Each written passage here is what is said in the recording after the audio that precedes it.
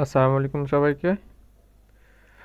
আজকের এই ভিডিওতে আমি যেটা করব সেটা হচ্ছে গিয়া একটা শপিফাই ওয়েবসাইটে, মানে শপিফাই দিয়ে ডিজাইন করা ওয়েবসাইটের ফুটারে শপিফাইয়ের যে own branding powered by Shopify লেখাটা এইটা রিমুভ কইরা আমরা আমাদের নিজের ব্র্যান্ডিংটা করব। ঠিক আছে, আমরা যে ডিজাইনার বা আমরা যে হচ্ছে ওয়েবসাইটটা ডিজাইন করছি, এই ক্ষেত্রে আমরা হচ্ছে শপিফাই পাওয়ার্ড বাই শপিফাই লেখাটা রিমুভ কইরা আমরা হচ্ছে এখানে আমাদের কি করে লাইক ডিজাইন বাই নাজমুল মন কিংবা আপনার নিজের নাম এখানে দিতে পারবেন, এই বিষয়টা নিয়ে দেখব।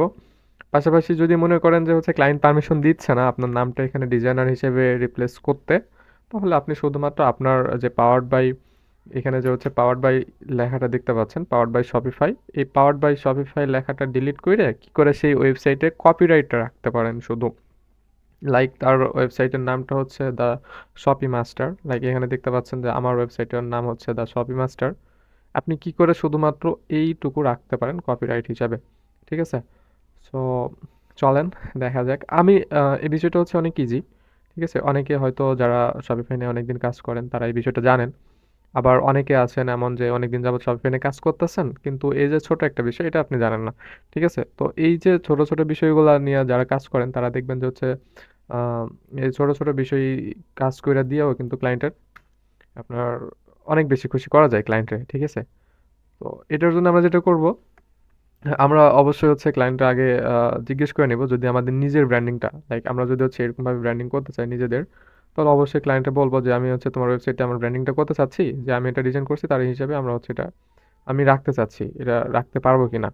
যদি ক্লায়েন্ট বলে হ্যাঁ রাখতে পারো, তাহলে সেটা হচ্ছে আপনি রাখতে পারেন। আর যদি বলে যে না তুমি হচ্ছে এটা রাখো না, তুমি এটা রিমুভ করে দাও, তাহলে হচ্ছে আমরা পাওয়ার্ড বাই যে শপিফাই লেখাটা এটা রিমুভ করব।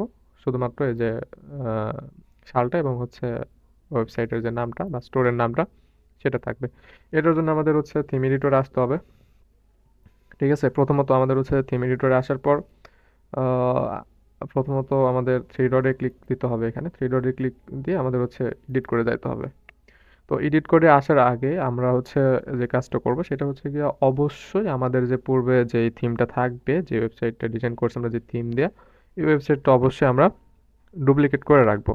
ঠিক আছে, অনেক সময় দেখা যাচ্ছে যে আমরা কোডে যখন হাত দিই, কোডে দেখা যাচ্ছে কোড এডিট করার পর ওয়েবসাইটটা কিন্তু ক্র্যাশ করে। ঠিক আছে, তো পরে দেখা যাচ্ছে যে আমরা যে কাজটা করছি সবগুলা একদম ক্র্যাশিং করলো, তখন তো বিষয়টা হচ্ছে অন্যরকম হয়ে যাবে। তো এটার জন্য আমরা অবশ্যই হচ্ছে আগেই থিমটা ডুপ্লিকেট করে রাখবো যেন পরবর্তীতে সেটা ব্যাকআপ হিসেবে ব্যবহার করতে পারি। এরপরে যেটা করব সেটা হচ্ছে আমরা সার্চ বারে এসে হচ্ছে এখানে ফোটার ডট লিকুইড লিখে সার্চ করব। ফোটার, সরি, এটা হচ্ছে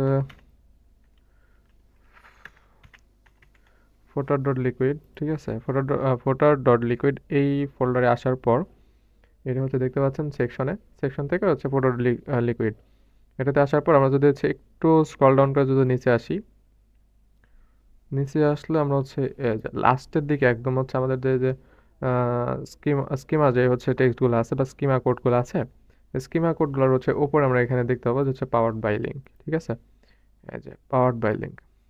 তো আমরা হচ্ছে যা করব সেটা হচ্ছে এই যে পাওয়ার্ড বাই লিঙ্কের যে পুরা কোডটা, এটা আমরা হচ্ছে জাস্ট রিমুভ করলাম। ঠিক আছে, মানে ডিলিট করে দিলাম। দেওয়ার পর যদি আমাদের ওয়েবসাইটে যদি আমরা ভিউ করি এখান থেকে, তাহলে দেখতে পাবো আমরা যে আমাদের কিন্তু পাওয়ার বাই শপিফাই লেখাটা যেটা ছিল সেটা কিন্তু আর নাই। ঠিক আছে, পাওয়ার বাই শপিফাই লেখাটা চলে গেছে। এখন আমরা চাচ্ছি যে আমরা হচ্ছে এরকমভাবে ডিজাইন বাই নাজমুল মন কিংবা হচ্ছে ডিজাইন বাই আপনার ডিজাইন বাই দেওয়ার পর কিংবা হচ্ছে এখানে আপনি নিজের ব্র্যান্ডিংটা করবেন।